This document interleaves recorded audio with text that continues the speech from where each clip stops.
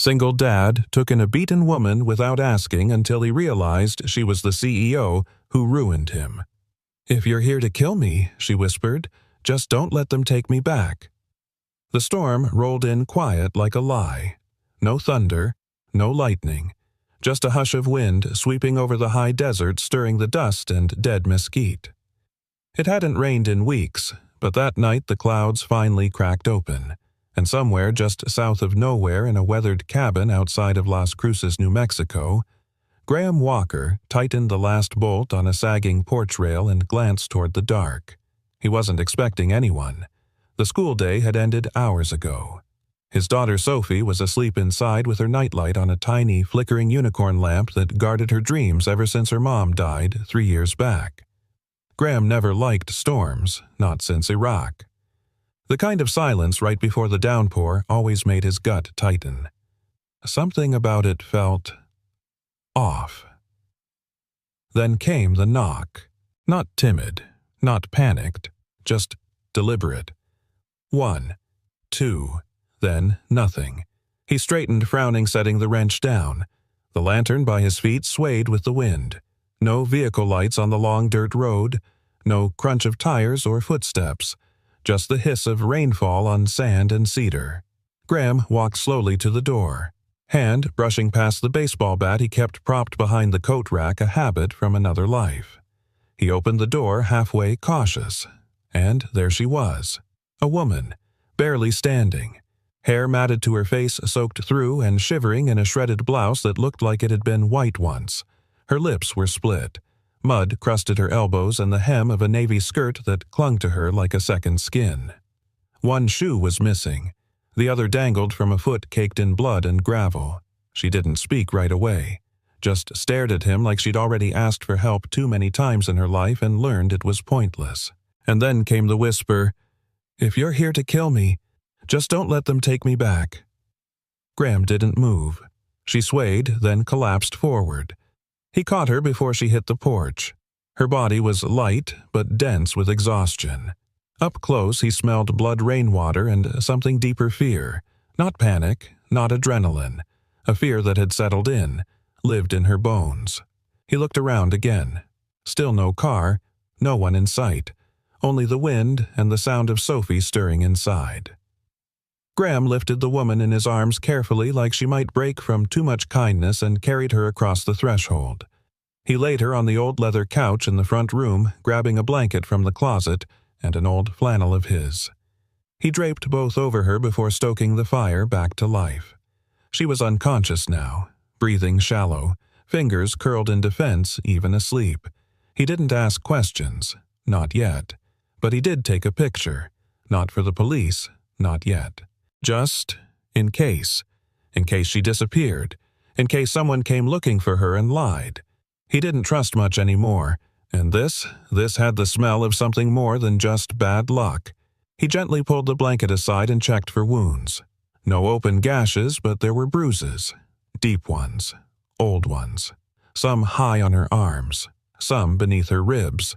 And across her back, even through the soaked fabric, he saw them scars. Angry, deliberate scars. Not from accident, from intention. Graham stood breathing out hard through his nose. He'd seen things in the service, things men did to other men, to children, to women, but seeing it here in his home while his daughter slept just a few feet away. He went to the kitchen, grabbed the emergency med kit from above the fridge. Bandages, antiseptic, water. He didn't touch her skin, not without gloves, not without care. He cleaned around the wounds, checked for fever. Her wrists had raw, torn skin like she'd been bound. Every instinct in him screamed to pick up the phone, to call someone, sheriff, EMS, anyone. But something in her voice, that last look before she blacked out, just don't let them take me back. It wasn't a plea for safety. It was a final request from someone who'd already been abandoned too many times. He sat down in the old rocking chair near the fire, watched her face for any twitch of pain, watched the rise and fall of her chest. It wasn't until nearly 3 a.m. that she stirred. She sat up so fast the blanket fell off her shoulders, eyes wild and unfocused. She looked around like a hunted animal, then locked eyes with Graham. "You didn't touch me." It wasn't a question. He didn't answer. She looked down at the flannel at the warm room at the untouched glass of water. Why? Graham leaned forward, voice low and even. "Because I'm not like them." Her jaw clenched. Her shoulders tightened. Then, as if the words had weight she couldn't hold anymore, she collapsed back into the couch, fists clenched in her lap. "You should have left me." He didn't reply. Some things don't need arguing. Instead, he walked to the hallway and paused before turning back. "Blankets clean. Fire'll keep through the night. Bathroom second door on the left, and the door behind me." He pointed. "My daughter's asleep there. You're safe. Don't make me regret that." He turned and walked away, leaving her alone with warmth, silence, and choices. The morning sun broke over the desert like it always did, quiet, slow, relentless. Light filtered through the blinds of Graham's cabin, brushing against wood-paneled walls, glinting off the kettle on the stove and settling on the woman still asleep on the couch. Graham had been up since 5. He'd already packed Sophie's lunch, fed the hens out back, and was now leaning against the kitchen counter, coffee in hand, watching her. She hadn't moved since the night before, but her breathing was steady now, deeper, less haunted. Sophie padded into the kitchen in her socks, rubbing her eyes, a pink backpack slung loosely over one shoulder. "Is the lady still here?" she asked softly. Graham nodded. "She's sleeping. Did she do something bad?" He took a sip of coffee. "I don't know yet." Sophie thought for a beat. "Can I leave her a drawing?" Graham looked at his daughter, all freckles and soft questions, and nodded again. "Yeah, sweetheart. That'd be nice." She ran off, and he turned back toward the couch. The woman stirred, then sat up slowly, cautiously, like her body was checking the room for permission to move. Her eyes found his. She blinked as if surprised he was still there. "I didn't dream it," she murmured, her voice raspy. "No," Graham said, his voice even. "You didn't." She looked down at the flannel draped around her shoulders, then back at him. "Thank you for not turning me in. I still might." He said, not cruel, just honest. "That depends on who you are and what's following you." She swallowed, looked around the room. The fire had burned down to embers. The air smelled like coffee and rain-wet wood. She seemed to take it all in like someone who hadn't seen normal in a long time. "I don't know if telling you is a good idea," she whispered. Graham stepped forward. "You're in my house. My daughter sleeps 10 feet from here. You don't get to keep secrets." She met his eyes, and something shifted. A flicker of resolve, the last remnants of whatever steel had once made up her spine. She opened her mouth to speak, and then stopped. Her gaze had landed on a photograph resting on a side shelf, a small, worn frame propped beside a jar of dried wildflowers. The photo showed a younger Graham dressed in army combat fatigues standing beside 3 other men, sand in their boots, fire in their eyes. One of those men wore a patch on his arm, Cross-Tech Defense. She stood so suddenly the blanket fell from her shoulders. Graham didn't move. His hand flexed around his mug, his eyes narrowing. She took 2 slow steps toward the photo. This unit. "You served under Lieutenant Colonel Mendez." Graham's voice was quiet but hard-edged. "I did." She turned to him, her face draining of color. "I knew him," she whispered. I approved that deployment. The one in Anbar Province. The gear test. That was my name on the contract." There was a silence then. Thick, unbreathable. Graham didn't speak, didn't blink. He set the mug down slowly, each motion deliberate. "You're Vivian Cross." It wasn't a question. She nodded once. He took a step back, jaw tight. "You're the reason Marcus Tiller's dead." Vivian flinched like he'd hit her. "I didn't know they used live teams," she said, the words spilling out now. "I flagged the specs. I told them the gear wasn't ready. The test was supposed to be unmanned. I fought. God, I fought so hard." "And then, what?" Graham snapped. Was it hard from the boardroom? She looked like she might break. He could see it the exact second her breath left her body, like she'd been shot. But Graham didn't care. He walked past her, gripping the edge of the sink, breathing slow and tight. Sophie's voice broke the silence. "Daddy." He turned. She was standing in the hallway holding a folded piece of paper with crayon smudges on her fingers. Vivian stepped back, almost hiding herself. But Sophie walked right up to her and held out the drawing. A stick-figure family stood beneath a crooked sun. One tall figure, one short, and one in the middle with long, swooping yellow hair. "I drew us," Sophie said. "I don't know your name, but you look sad. So I made the sun extra big." Vivian stared at the drawing like it was a foreign language. Her hands trembled as she took it. Her mouth opened, but no sound came out, and Graham saw something strange, not fear, not pride, but grief. Deep, crumbling, the kind that doesn't cry, it folds. Sophie turned and ran back to her room. Vivian's voice was barely audible. "I didn't want anyone to get hurt." Graham looked at her. For the first time, not as a CEO, not as the woman whose signature signed off the chain that got his friend killed, but as someone broken, unprotected, alone. And yet, she'd said his name. She remembered the lieutenant. She remembered the contract. That wasn't something you could fake. "What happened to you?" he asked quietly. She didn't answer right away. Then, with a breath that seemed to drain her completely, she whispered, "They tried to kill me. I got too close to the wrong numbers. Financial reports didn't match. Someone was bleeding money out of Crosstech. I tried to report it, and suddenly I was the problem." She looked down at her wrists, still red from the bindings. "They said I stole company assets, that I was unstable. I got discredited overnight. Then the car crash. Except it wasn't an accident." Her voice cracked. "I survived, but I couldn't go to the cops. They own them.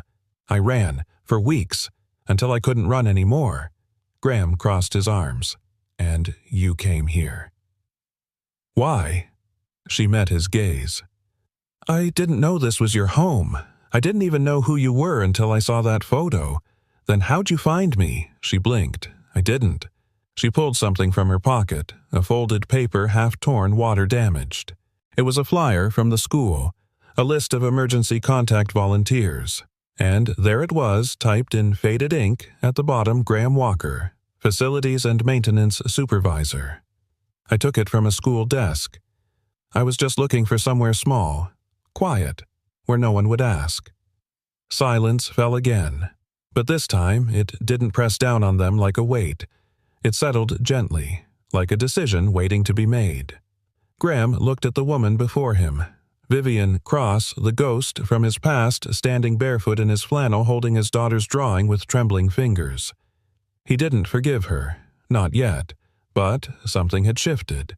Not in his gut, not in his fists, in his eyes. "You'll stay in the spare room," he said finally, "until I figure out what to do with you." Vivian let out a breath like it was the first real exhale in months. "Thank you." Graham shook his head. "Don't thank me yet." Then he turned back toward the hallway. But his voice trailed behind him like a shadow. "Because if any of this puts my daughter at risk, you're not the only one who knows how to disappear." The spare room hadn't been touched in over a year. Graham opened the door with the same care he used to handle old explosives, slow, deliberate eyes watching for anything that might collapse. The air was stale, edged with cedar and dust. A twin bed sat in the corner, its quilt folded military style. The window overlooked the east ridge where the morning sun always hit first. Vivian stood behind him silent. "I cleaned it last winter," he said, almost apologetically. "But no one stayed here since my brother visited." She nodded. Her hands were wrapped tight around Sophie's drawing. The stick figure family crumpled slightly in her grip like she didn't know she was holding it so hard.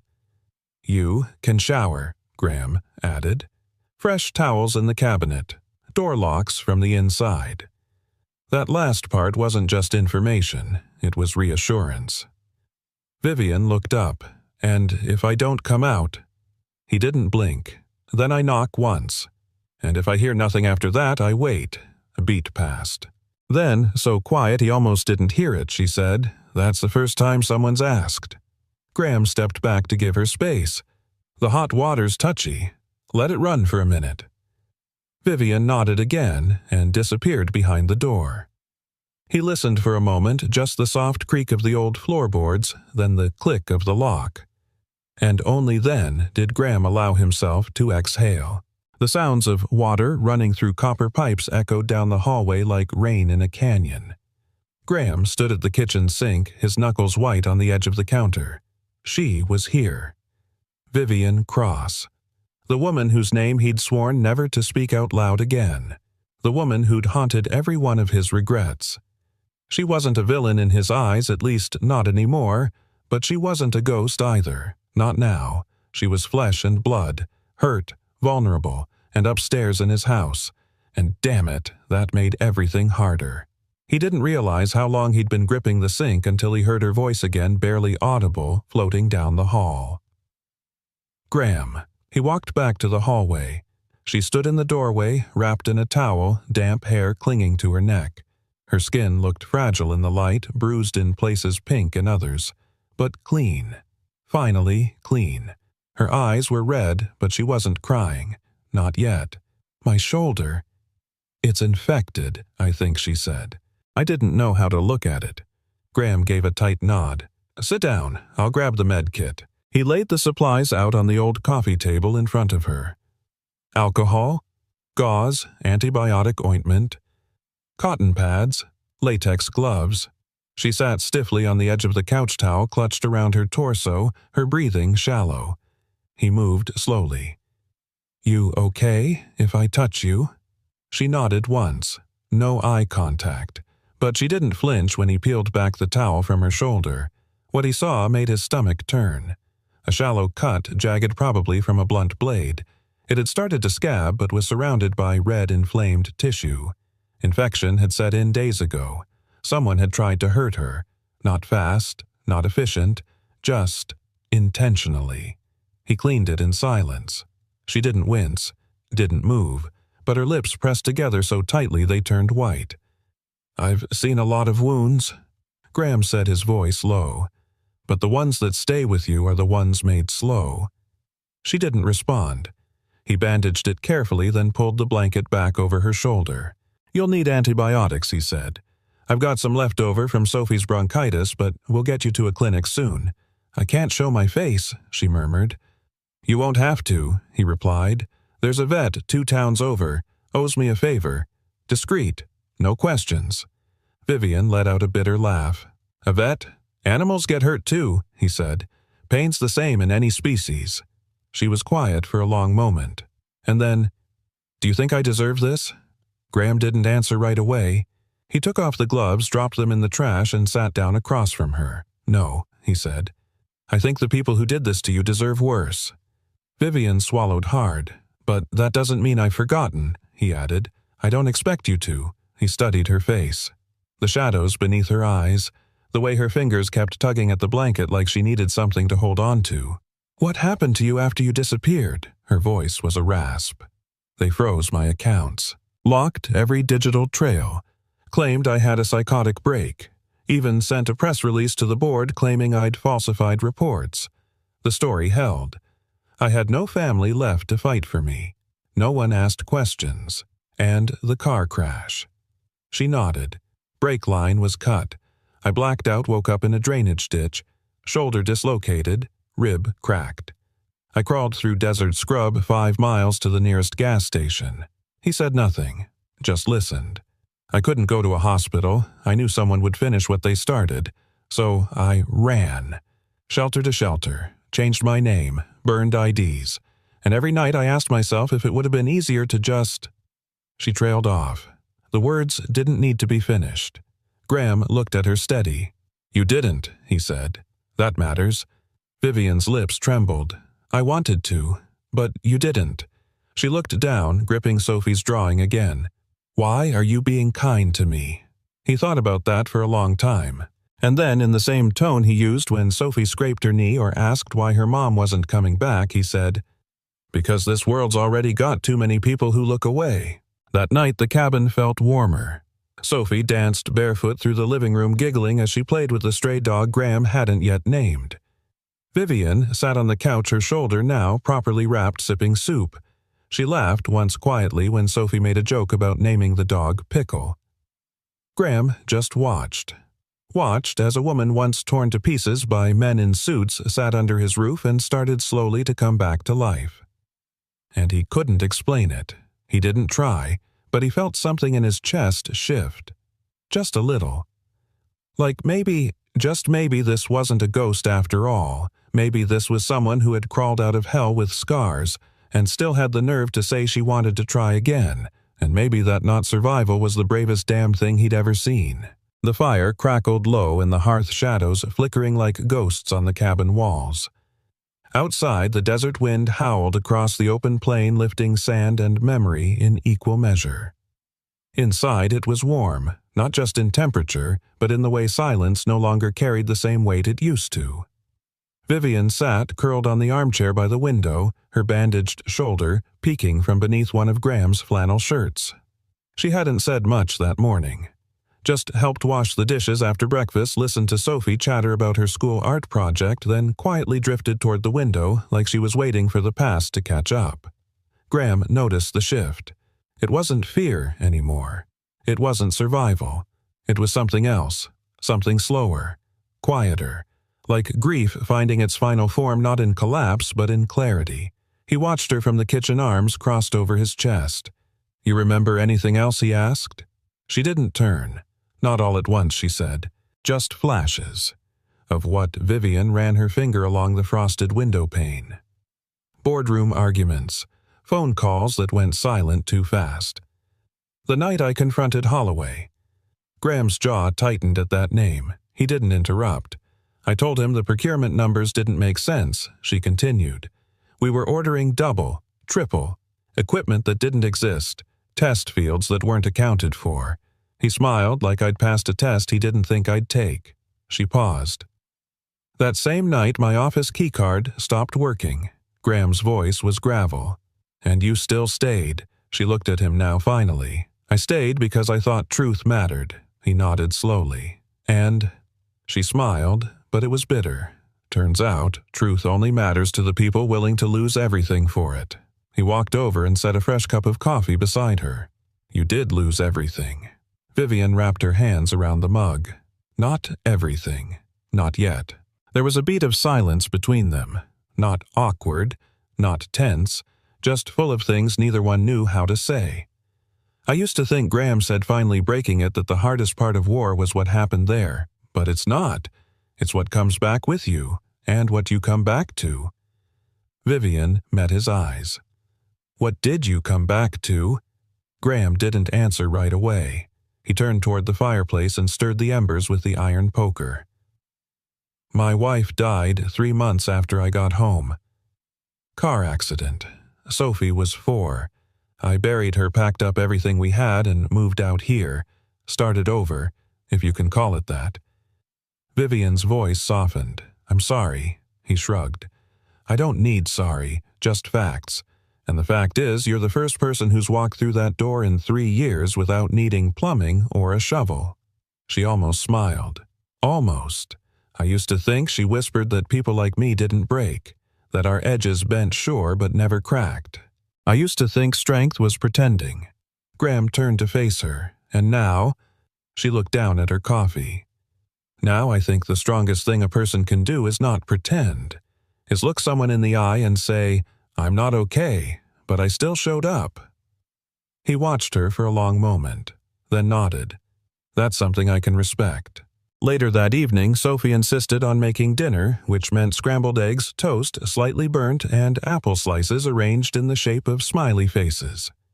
Vivian laughed for the first time in front of Graham, real and unrehearsed, when Sophie held up a piece of toast with jam eyes and said, "This one's you, Daddy, because the nose is crooked." Graham feigned insult. "I served 2 tours, fixed 20 broken toilets, but that is what I get." Vivian grinned. She's not wrong. They ate around the small table in the kitchen. The light above them was warm, casting soft shadows. Vivian sat with her legs tucked beneath her, her arm occasionally brushing Graham's as they passed plates. Nothing was said about it, but something lived in that silence, some new thread being quietly woven. After Sophie was asleep, Vivian stepped out onto the porch. Graham found her standing at the railing wrapped in an old blanket, eyes fixed on the stars. "You can see more out here," she said. In the city, it was all concrete and noise. But this feels like truth. He joined her arms crossed. "They say the desert doesn't hide anything," he murmured. "Just waits for you to stop pretending." Vivian looked over at him, her voice low. "You ever stop pretending?" Once he said. "Didn't go well." She leaned on the post, head tilted. "I used to see myself as a fighter, one of the only women in a room full of men twice my age trying to convince them I belonged. I wore heels, tailored suits, thick skin." She paused. "I forgot somewhere along the way that skin still bleeds." Graham glanced at her. "You didn't forget. You just believed it wouldn't be yours." Vivian swallowed. "And now you know." She looked at him, eyes glinting in the moonlight.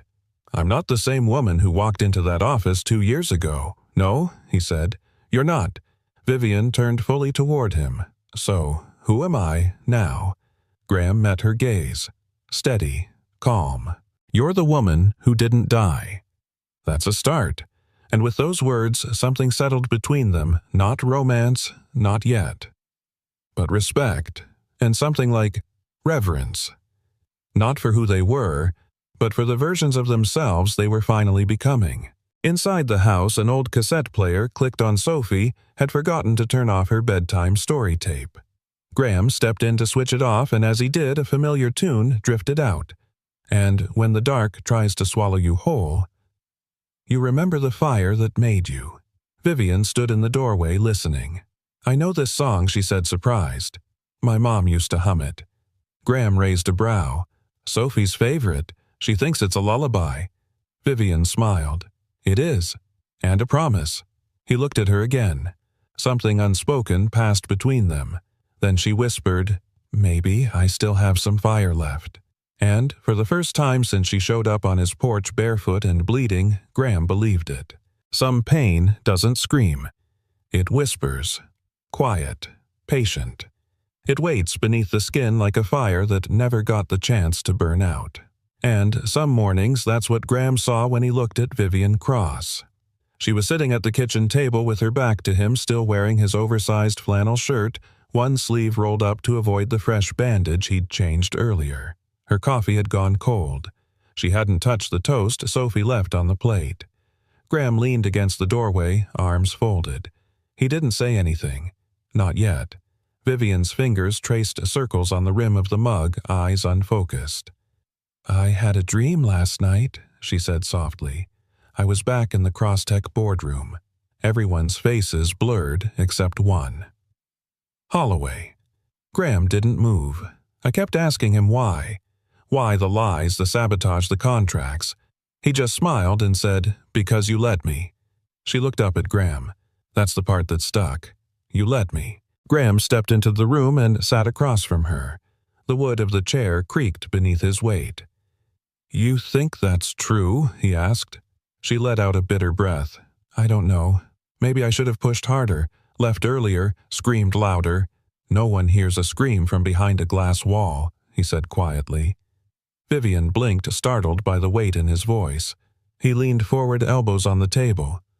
"Let me show you something." Graham pulled an old wooden box from the cabinet.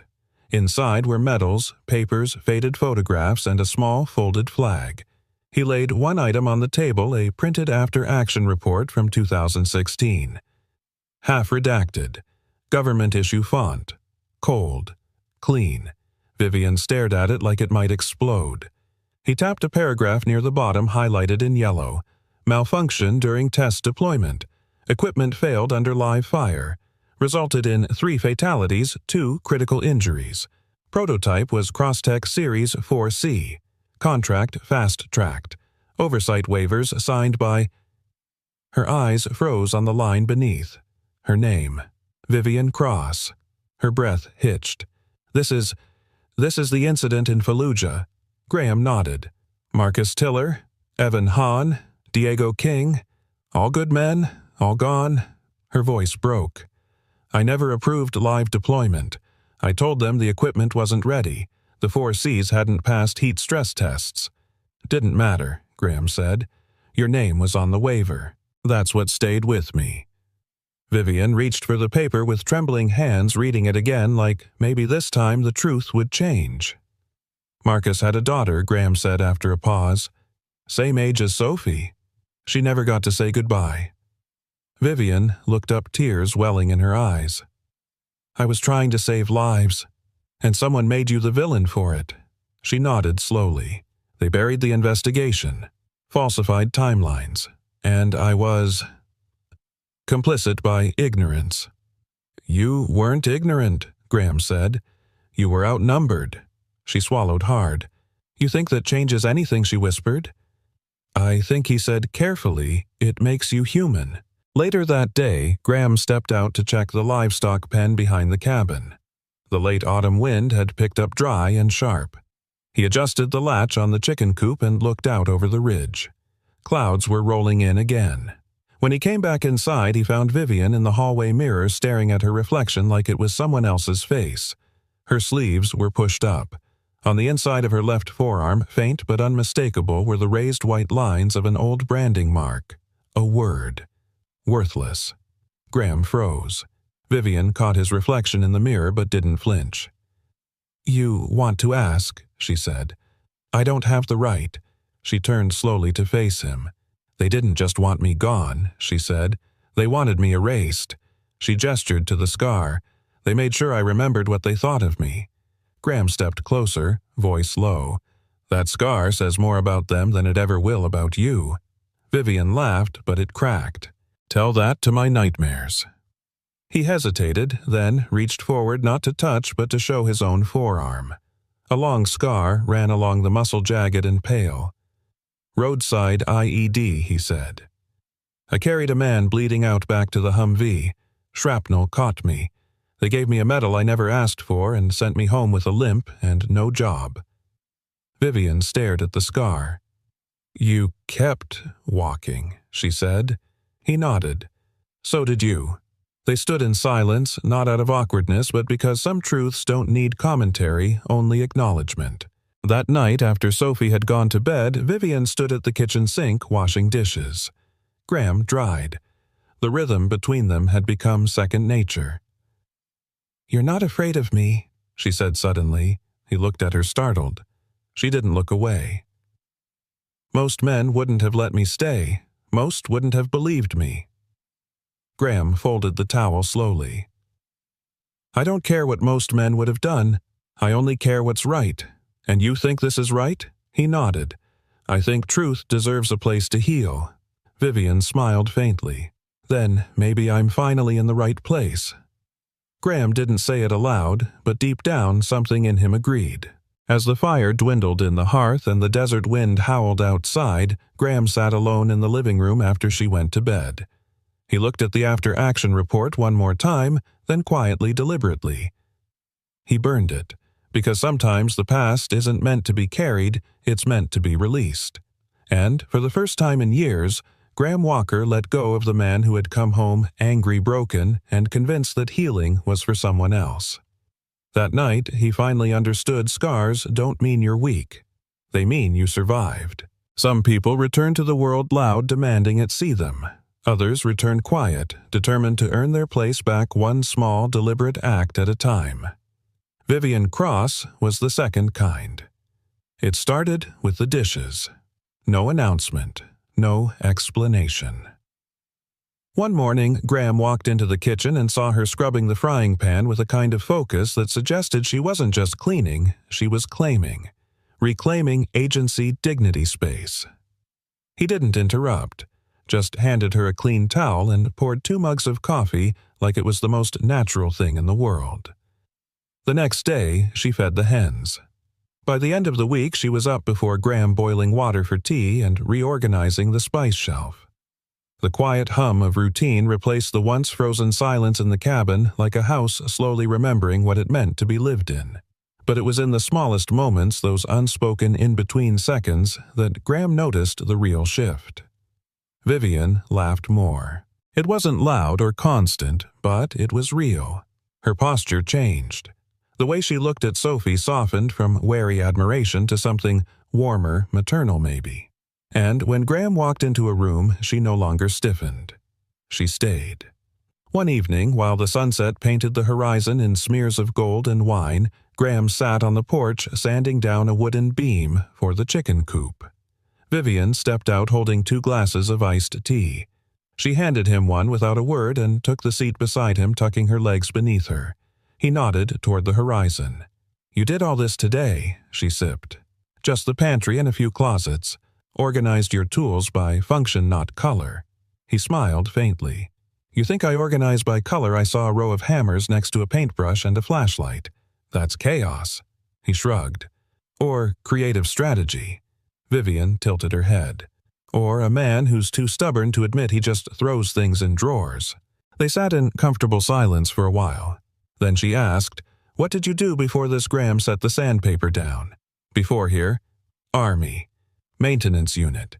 Then I bounced around construction jobs until I landed the school gig." "You like it?" "I like fixing things," he said. "They break, you mend them. They squeak, you oil them. Simple problems. Honest work." Vivian looked down at her hands.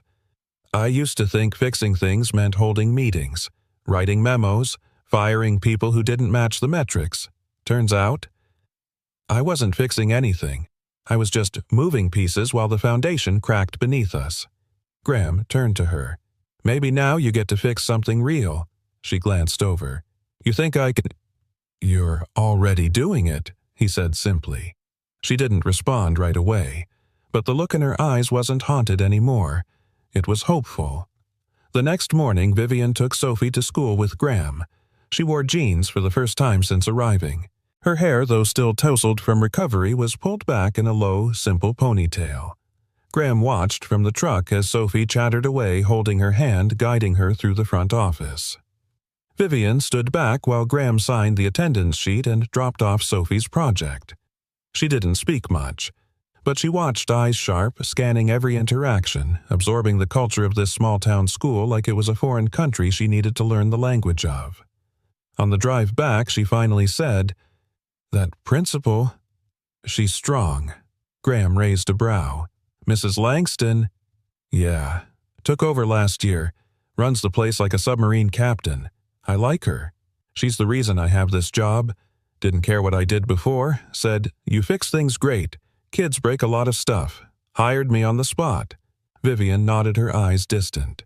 "You ever think, maybe the world needs more Mrs. Langstons and less CEOs?" Graham smirked.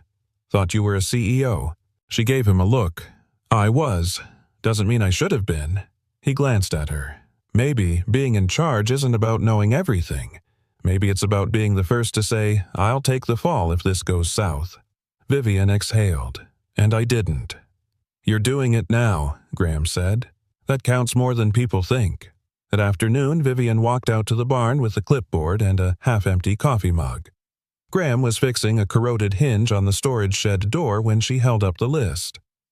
"I inventoried your tools. You're missing 3 wrench heads and you have 2 screwdrivers you really don't need." He blinked. "How do you know what I need?" "You have 6, she said. "No one needs 6 screwdrivers." "I might." "Do you?" "Not the point." She grinned. And for a moment she looked like a woman who had never been hunted, never been branded, never been broken. Just a woman alive, sharp present. "I also made a meal plan for the week," she added. "Nothing fancy, just efficient." He leaned on the shed frame. Vivian Cross, building systems out of scrambled eggs and rusted hinges. She looked him square in the eye. "You're not the only one who fixes things, Graham." There it was again. That shift. That fire, not blinding, but steady, burning clean. That evening, after Sophie went to bed, Vivian sat by the fire journal in hand. Graham passed her a cup of tea and sat across from her, resting his arms on his knees. "I used to keep lists," she said. "Tasks, deadlines, performance metrics. I had a planner that weighed more than my purse, and now I make lists of people I want to thank. If I ever get my life back." Graham stared at the flames. "What's the first thing you'd do if it all ended tomorrow? The hiding, the threats, if you were free?" Vivian paused. Then, quietly, "I'd sit in a room full of people I used to lead. And I'd say I'm sorry I wasn't braver when it mattered. Graham looked at her. You are now. I wasn't then. He nodded. None of us are brave all the time. She smiled, small and sad. Do you think they'd listen? Graham took a breath. Sometimes people don't need the old version of you to apologize. They just need to see the new one. Show up. Vivian turned her gaze to the fire, then whispered, Then maybe it's time I sat at the table again. And, for the first time in months, maybe years, she didn't say it with doubt. She said it like a woman who meant it. Trouble never knocked in the desert. It didn't call ahead or ring the bell. Out here, it just showed up quiet still and watching. Sometimes it wore dust like armor. Sometimes it rode a silent engine and stared from the edge of the world. And that morning it stood on the ridge behind Graham's property waiting. Graham spotted the figure just after sunrise. He'd stepped out to check the fence line, coffee in hand, when a flicker of motion caught his eye near the high ridge overlooking the property. A silhouette. Broad shoulders, cowboy hat. Still as a stone. Too still. Too early for hikers. Too off-trail for tourists. And no one local stood that straight unless they were military or trained to be. He didn't wave, didn't blink. Just stood there, mug cooling in his grip, reading the tension in the man's posture like a warning. By the time he turned back inside, his gut was already twisted tight. Vivian was at the table with Sophie helping her spell tomorrow for a science poster. She smiled when Graham walked in. That smile faded the moment she saw his face.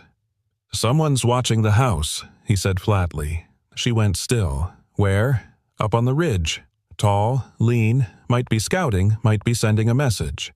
Vivian's eyes darted toward the window. Did you recognize him? No. But he wasn't hiding. He wanted to be seen. Sophie looked between them.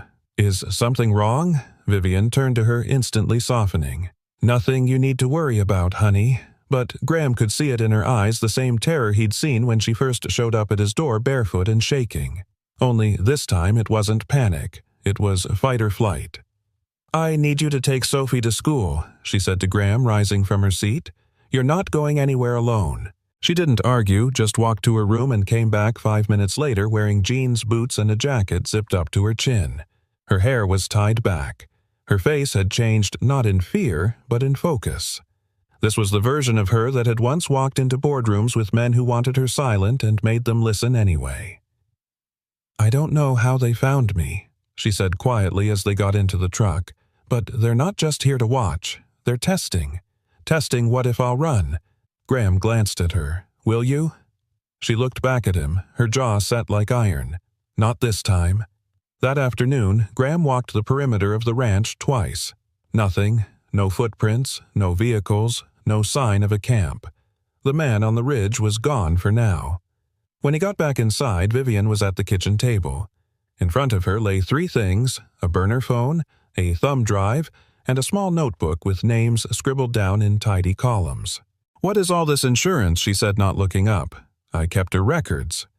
Not everything made it out, but enough. Enough to burn them down if needed. Graham sat across from her. Why haven't you turned it in? To who, she asked. Feds. I went that route once. They buried it. I send this now and they'll kill me before it gets read. You think they're watching the mail? I think they're watching everything. He was quiet for a moment. Then, so what's your plan? Vivian's eyes flicked toward the door. We make them come to us. He shook his head. You don't need a war, Vivian. I don't, she agreed. But I need the truth to matter. And if I have to put myself on the line again, I'll do it. I want to do it right this time. She looked at him then, full on. Her eyes weren't glassy or soft. They were sharp, alive, purposeful. I'm not that woman they broke, not anymore. And Graham believed her. That night the knock didn't come, but a letter did. Slid beneath the front door in silence sometime after midnight. The paper was thin, folded once. Inside, in precise block lettering, were 4 chilling words. We know she's here. No name, no logo, just a symbol scrawled in red ink. A wolf's head circled in flame. Vivian went white when she saw it. Graham knew better than to ask why. He recognized a signature when he saw one. This was a calling card. You've seen it before, he asked. She nodded. Private security firm. Off books. Used by Holloway for cleanup. What kind of cleanup? Her voice dropped to a whisper. The permanent kind. Graham picked up the note with the tongs and dropped it into the fire. The flames licked it clean in seconds. He turned to her. We need to call someone. She shook her head. Not yet. Not until we know who's coming and how close they are. You're not alone this time, Vivian. She looked at him, breath-catching. That's the part that scares them. The following morning, Graham made a call. Not to the police, but to someone he hadn't spoken to in years. Ben Keller, a retired military buddy now working security in Tucson. Trusted, discreet. Ben didn't ask many questions. Just one. You need eyes or firepower. Graham's reply was cold and clear. Eyes first. Firepower if they don't blink. By dusk, Ben had sent a drone and 2 spotters in plain vehicles to scout the perimeter.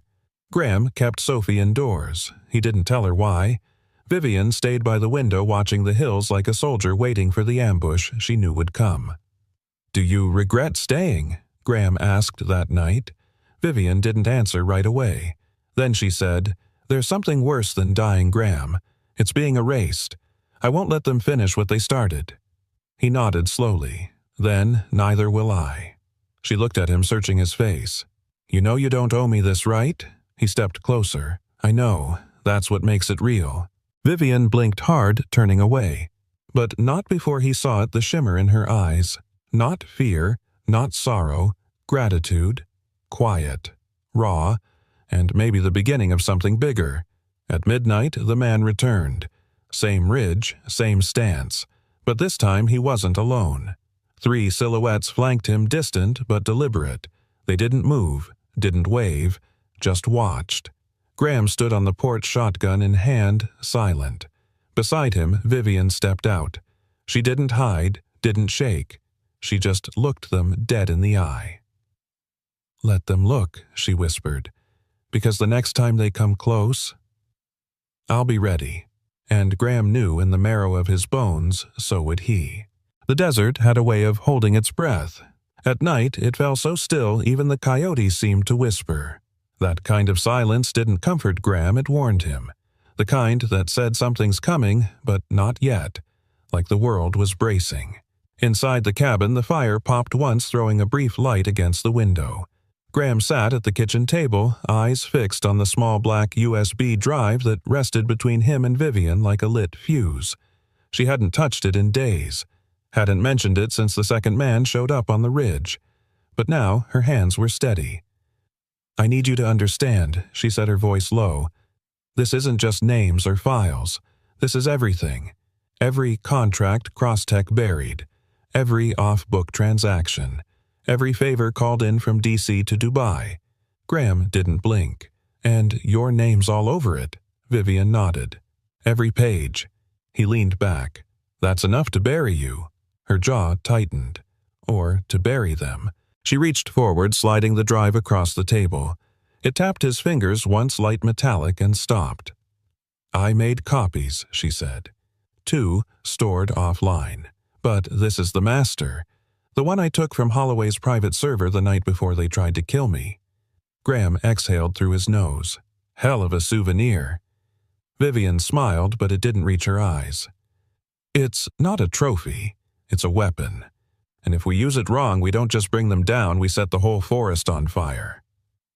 He turned the drive over in his hand. Then we aim it right. The plan came together in whispers.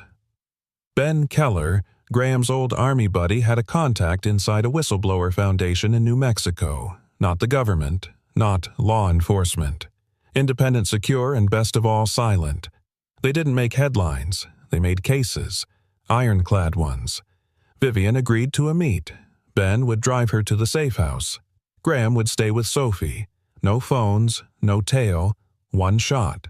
But the weight of the decision pressed on them for hours before dawn. On the porch, under a moon barely showing its face, Vivian asked the question that had been chewing at her for days. Do you think I'm doing this because I believe in justice? Or because I want revenge? Graham looked at her for a long time. Does it matter? She hesitated. It does to me. He nodded, slow. Then ask yourself this when it's over. If they all fall, if your name's cleared, if you get your life back, will that be enough? Vivian didn't answer, because she didn't know, and that truth, that aching, uncertain truth, sat between them like a ghost neither of them could exorcise. Sophie woke early the next morning. Too early. She came into the kitchen still wrapped in her blanket, clutching her sketchbook. Vivian poured her a glass of juice. Couldn't sleep. Sophie nodded. Bad dream. Want to tell me about it? She shrugged. It was about you. You were standing in front of fire. Not like burning, but like the fire wanted to take you, and you just stood there. Vivian froze the juice carton in her hand, trembling. Graham stepped in, eyes sharp. Then, what Sophie smiled faintly. You didn't run.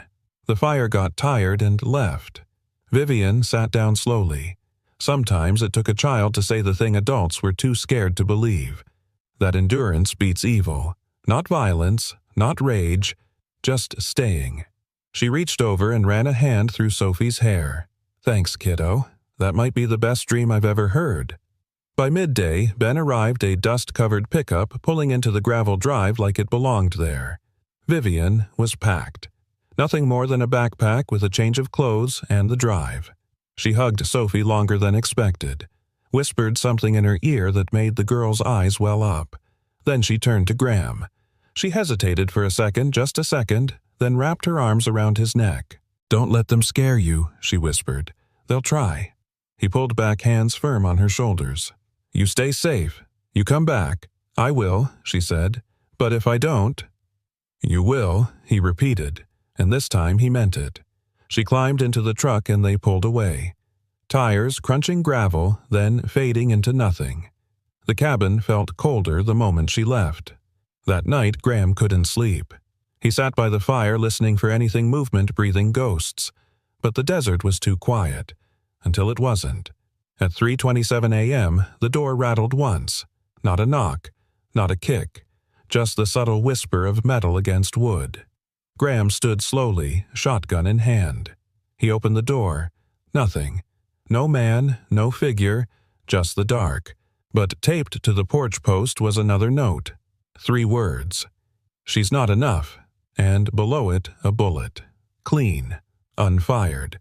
But etched with the word Walker. Graham stared at it, jaw locked. They weren't watching anymore. They were warning. Vivian arrived at the safe house by noon the next day.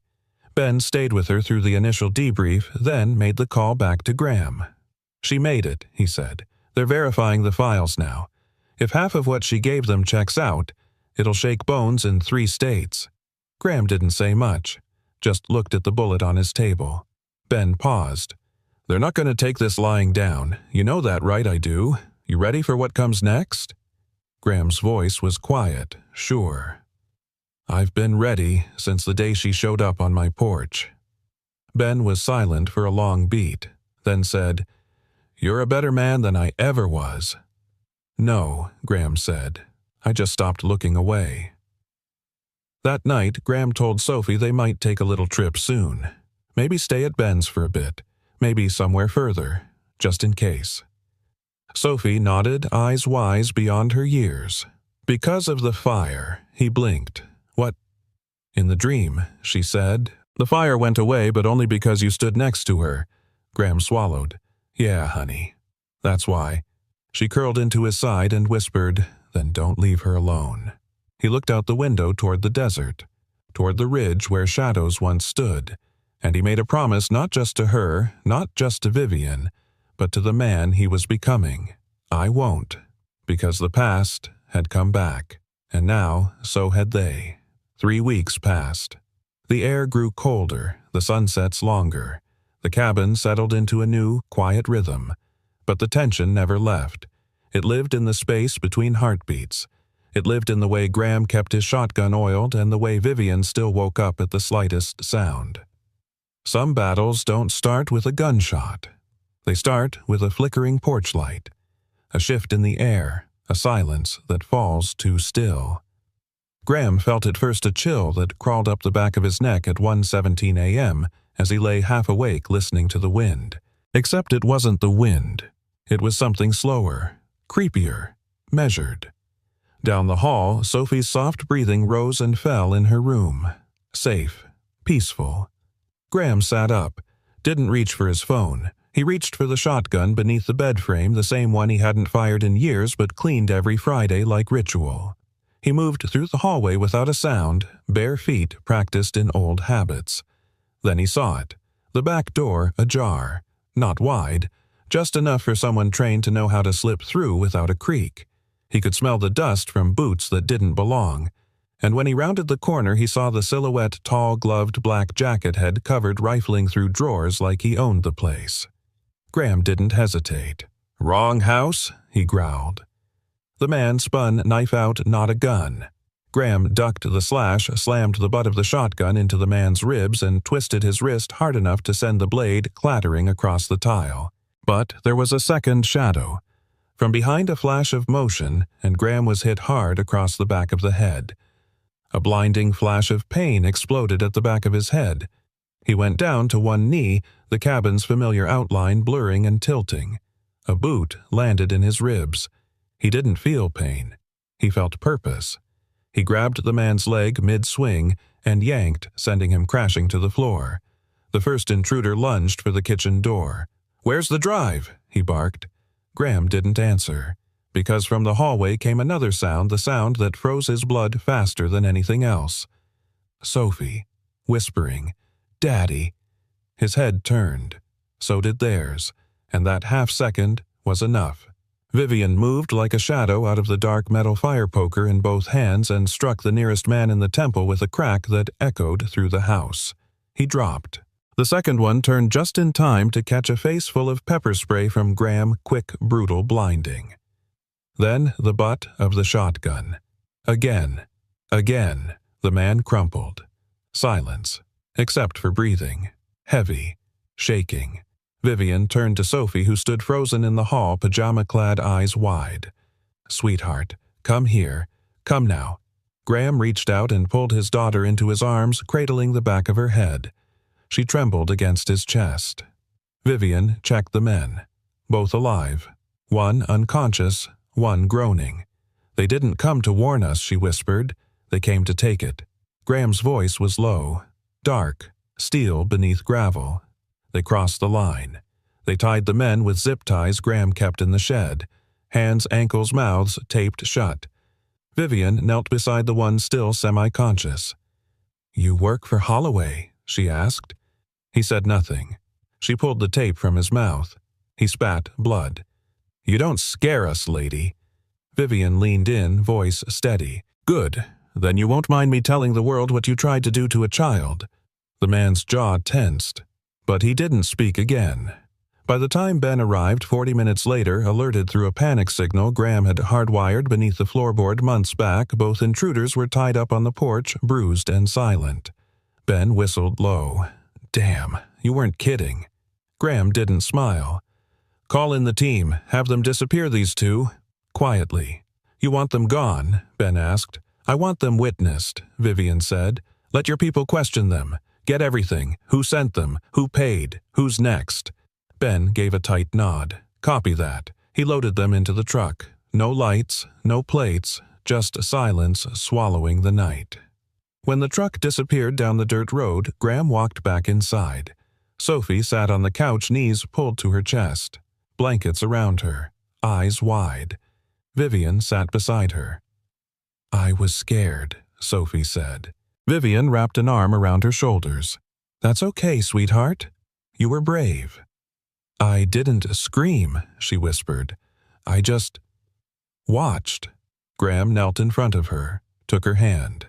"You did everything right, Bug." She looked up at him. "Why did they come?" Vivian met Graham's eyes. They had to tell her something, not the whole truth, but enough. "Some bad people want something from me," she said gently. "And they think hurting others will help them get it." Sophie's brow furrowed. "That's dumb." Vivian smiled, lips trembling. "Yeah, it is." Sophie thought for a long moment. "Are they going to come again?" Graham answered. "Not while I'm breathing."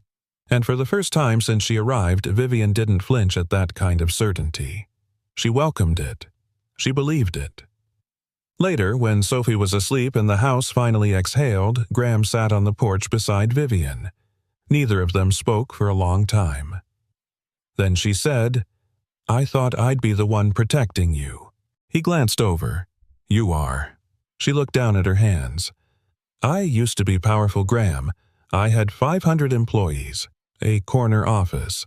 I could sign documents that shifted millions with a stroke of a pen." He let her talk. "But tonight I wasn't a CEO. I was just someone who didn't want a child to be afraid." He nodded. "Then you were exactly who you needed to be." Vivian turned to him. Her voice broke slightly. "You should have let me go when you had the chance." "I did," Graham said quietly. "You just came back." She laughed, soft and raw. "So what now?" He looked out over the dark, the stars above stretching like silent witnesses. "Now we stop surviving." She tilted her head. "And start what?" He looked at her. Really looked. And said, "living." Because something had shifted tonight. Not just the lines of battle, but the center of gravity between two people who had once been strangers on opposite sides of the war. And now they were something else entirely. Not broken, but bonded. By fire. By choice. By the simple, unshakable truth that they had stood together when it mattered most. And that changed everything. "They always say the truth will set you free," Vivian whispered, her fingers trembling as she clasped the mug of lukewarm tea. "But no one ever warns you about the fire it lights on the way out." She stood behind the podium in the small wood-paneled courtroom. Sunlight leaked in through tall windows, catching dust motes in the air like confetti before a battle. Ben leaned close and adjusted the mic for her. "You sure about this?" he murmured. Vivian nodded. "No, but I'm done being quiet." In the gallery sat Graham and Sophie. She clutched her father's hand, her other one wrapped around her sketch pad. In a back corner, 3 journalists waited with pens like daggers, and just behind them a man in a gray suit took notes with too much interest and too little blinking. Graham's jaw clenched. That was Holloway's man. But none of it mattered now, because she was going to speak. Vivian's voice rang clear despite the crack at the edge. "My name is Vivian Cross. I was CEO of Evermore Technologies until 3 months ago. On the record, I resigned. Off the record." She looked down. "Breathe." "I was forced out for refusing to sign a series of acquisitions I believed were unethical, possibly illegal." The courtroom shifted. Chairs creaked. Eyes narrowed. "I didn't blow the whistle then because I was scared. Not of losing my job, but of being erased. Discredited. Silenced." She took another breath. "But then I met a little girl who reminded me what it means to tell the truth even when your voice shakes." Vivian turned toward Sophie and the little girl smiled, brave, wide-eyed believing. "So, today, I testify not just for myself, but for every employee who saw the warnings and stayed quiet, for the engineers who vanished after asking too many questions, and for the janitor who saved my life and reminded me who I used to be." A soft gasp moved through the room. Graham looked down. His throat tightened. Ben gave the faintest nod. Vivian continued. "On the night I fled the city, I took with me an encrypted drive containing internal memos, black-budget contracts, and off-the-record financials. The contents reveal offshore accounts, bribery schemes, and targeted surveillance of private citizens for profit." One of the journalists straightened. Another began recording on her phone. "I know coming forward puts me in danger. It already has. But what's more dangerous is letting men like Holloway rewrite the truth." Vivian looked directly at the judge. "I am ready to submit the evidence and testify under oath." She reached into her coat pocket, pulled out a small silver USB drive, and placed it gently on the stand. The entire room held its breath, until the judge spoke, voice low and steady. "Ms. Cross, you understand that by doing this you're placing yourself under federal protection and in the crosshairs of one of the most powerful men in the country." Vivian nodded. "I've lived in fear long enough." The judge gave a slow, respectful nod. Then let the record show. The silence ends today. Outside the courthouse, the sky broke open.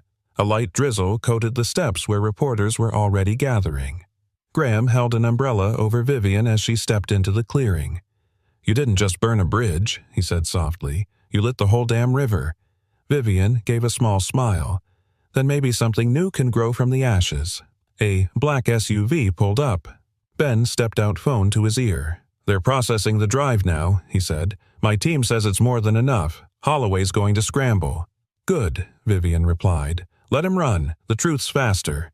Ben glanced at Graham. "We need to relocate you two. Temporary witness protection, just until the indictments are locked." Graham's brow furrowed. "Sophie's just starting to feel safe again." "We'll make it feel like a vacation," Ben said, his tone softening. "Cabin up north, lake view, no one around for miles. I'll handle everything." Graham looked at Vivian. "Are you coming with us?" She hesitated, just a breath, then nodded. "Yeah. I think I want to see what peace looks like." That night, they packed light. Sophie tucked her sketch pad into her backpack along with the snow globe Graham had found for her at a gas station 2 towns back. "Do I have to call it witness protection?" she asked him. "No," Graham said. "You can call it a road trip, with extra marshmallows." He smiled. "As many as you want." Vivian watched them from the doorway, her arms crossed heart full in ways she hadn't expected. "They don't teach this part in business school," she said. Graham turned to her. "No, but maybe they should." He paused. "You sure you're ready for this?" Vivian nodded. "For the first time." "I think I am." And in that moment, surrounded by shadows they had turned into light, by risks they had turned into choice, they weren't just escaping anymore. They were beginning. In the distance, Holloway sat in a dimly lit boardroom, a glass of whiskey untouched before him. A young man entered with a folder. "It's confirmed," he said. She gave them the drive. Holloway didn't speak. The man continued. "They're issuing warrants in the morning. We're burning." Holloway raised his eyes. Then quietly, "Then we fight fire," with silence. And the room went dark. The courtroom was quiet again. The gavel had dropped. The chains had clinked. The doors had closed behind the men in suits and sins. But for Vivian, silence didn't mean peace. She stood on the courthouse steps alone, the autumn sun casting long shadows across the pavement, the kind that made you feel small in a world too big to understand.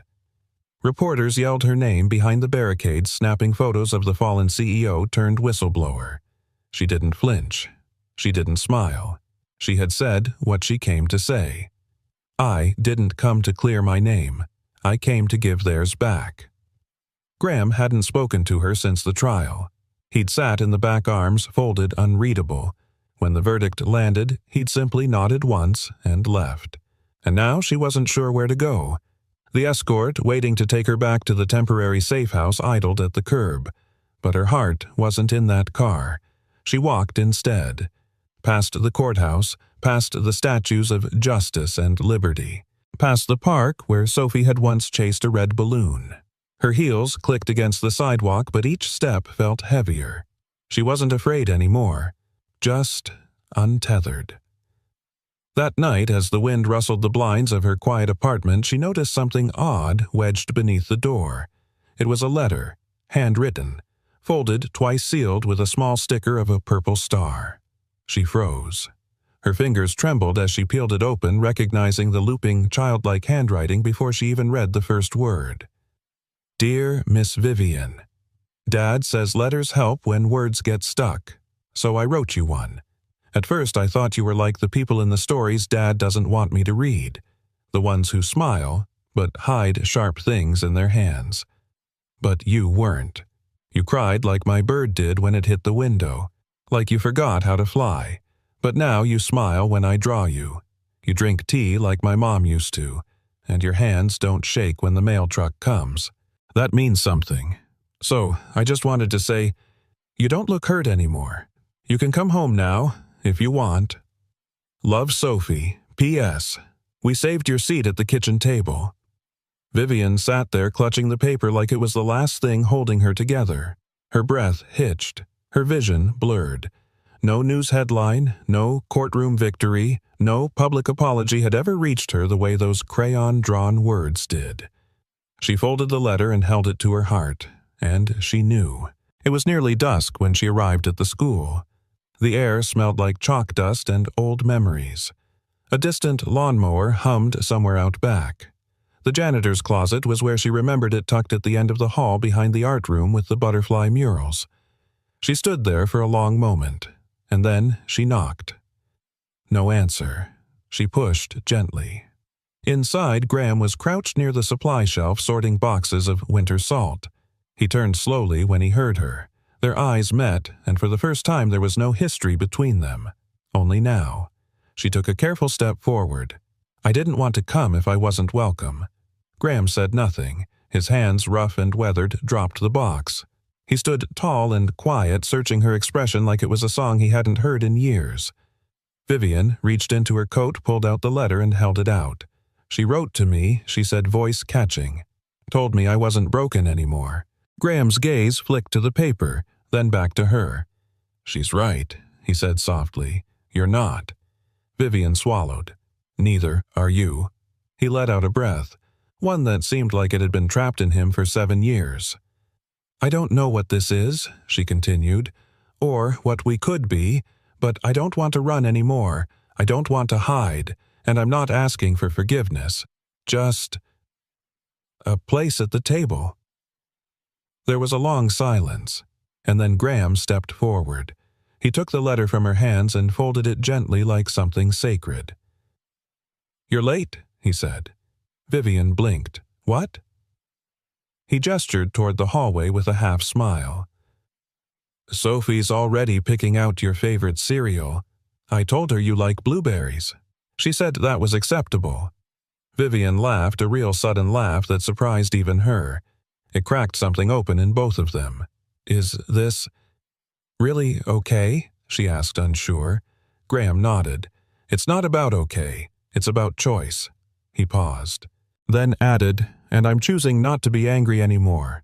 I'm choosing now." They stood there, a woman who had lost everything and a man who had nothing left to lose, finding somehow something whole between them. He offered his hand. She took it. Not as the woman who had once worn power like armor, not as the man who had buried 3 names and his own hope, but as 2 people who had been broken who now finally could begin again, together. The mountains looked different in the morning. Maybe it was the way the fog lifted like a veil, or the way the sunrise painted the peaks in gold and soft lavender. But to Graham, they looked less like a barrier and more like a beginning. Their new home sat at the edge of a quiet slope near the tree line. Not grand, not modern, but solid, honest, with a porch that creaked and a roof Graham had patched with his own hands, the kind of place where peace didn't shout, it just breathed. Inside, the kitchen smelled of cinnamon and coffee. Sophie sat at the little round table, her legs swinging a pencil tucked behind one ear as she colored on thick paper. At her feet, a golden retriever pup dozed, its belly rising and falling in sync with hers. Vivian stood by the window barefoot, wrapped in a cardigan too big for her shoulders. In her hands, a steaming mug. In her eyes, something new, something that hadn't lived there before. Stillness, and the quiet bravery of joy. Graham entered from the garage, wiping oil from his hands. He glanced at the tools, the freshly built shelves, the half-assembled woodworking bench he'd been meaning to finish. But today he wasn't in a rush. He paused in the doorway and simply watched them. 2 people who a few months ago had only been names in memories and pain. Now they were here. Vivian turned at the sound of his boots and smiled, soft and real. "Garage is coming together," she said, offering his favorite mug without asking. "You going to finally build that bench you keep talking about?" He took the mug, brushing her hand gently as he did. "Maybe. I was thinking of building something smaller first." She raised an eyebrow. "Like what?" He sipped his coffee. "A music box. For Sophie. One that plays that tune she keeps humming. I think it was your lullaby." Vivian's breath caught. "My mother used to sing it to me. I didn't even realize I was humming it." "You hum it every morning," he said. And she picked it up like it was always hers. Vivian turned to look at Sophie. The girl was bent over her drawing now, tongue between her teeth in concentration. "She's happy," Vivian whispered. "She's safe," Graham added. Vivian looked back at him. "So am I." There was a beat of silence. Then Graham set down the mug and stepped closer. He reached into his back pocket and unfolded something carefully, an envelope. "Thought you'd want to see this," he said, handing it over. Vivian opened it. Inside was a newspaper clipping. Former CEO's whistleblowing sparks national reform in defense contracting. Her photo was there, but not the old one. Not the corporate press image with the cold smile and flawless lighting. No, this one was from the day of her testimony. No makeup, no armor, just eyes full of fire and a spine of steel. "They got it right," Graham said. Vivian traced the headline with her thumb. "I didn't think I'd care." "But you do," he said. She nodded, then folded it gently like something fragile and earned. Sophie suddenly burst out, holding up her drawing. "Look." She'd drawn 3 stick figures, 1 tall man with a beard, 1 woman with bright yellow hair, and 1 girl with a giant heart above her head. The words underneath written in big, blocky letters, "My family." Vivian crouched to meet Sophie's eyes. "That's beautiful, sweetheart." Sophie beamed. "It's going on the fridge. Forever." Graham chuckled. "That's about as official as it gets around here." Vivian stood looking at the girl, then at him. "I spent years thinking I had no place left," she said. "But now, this isn't hiding. This is home." Graham reached for her hand. "And you're not running anymore. That changes everything." They stepped outside, mugs in hand, watching Sophie chase the dog across the frost-kissed grass. The laughter echoed through the trees, bright and clean. A distant radio crackled from the workshop window. In national news, the largest defense contractor scandal in over a decade has come to a close with multiple arrests and sweeping reforms thanks to one woman's courage to speak when it mattered most. Graham reached through the window and turned it off. "That chapter's closed," he said. Vivian leaned into him. "What about this one?" He looked down at her. "Only just begun." Then, softly, "You still want to stay." She met his eyes without hesitation. "I've never wanted to be anywhere else." The wind picked up gently, rustling the trees. Graham pulled her close, his voice low against her temple. "Then let's build something new, from nothing but truth." And there, on a porch worn by time and made sacred by forgiveness, they stood. Not as saviors, not as victims, but as people who had survived the fire, the lies, and the silence, and somehow still chose love. And so, sometimes the most unexpected knock on our door isn't just someone seeking shelter. It's fate offering us a second chance, a chance to forgive, to heal, to begin again, not as who we were, but as who we choose to become. Now, I'd love to hear from you. Where are you listening from tonight, and what part of this story touched your heart the most? Share your thoughts in the comments below. I read every one. And if this story moved you, don't forget to subscribe for more powerful tales just like this. Stories of broken things made whole again, of quiet courage, redemption, and love. Thank you for being here. Thank you for staying till the end. Until next time, take care of your story, because someone out there might just need to hear it.